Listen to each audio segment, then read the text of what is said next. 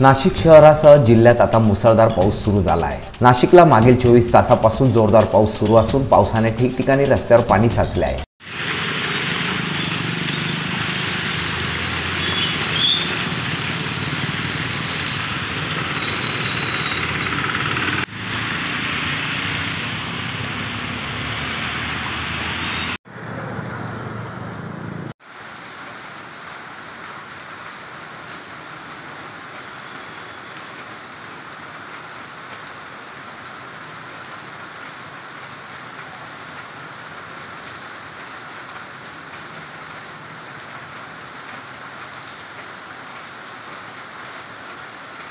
कालपासून आतापर्यंत 21.6 मिलीलीटर पावसाची नोंद झाली आहे। हवामान विभागाने अजून पुढील 2 ते 3 दिवस पावसाची शक्यता सुचवली आहे। जोरदार पावसामुळे शहरात अनेक ठिकाणी वाहतूक देखील विस्कळीत होताना दिसते।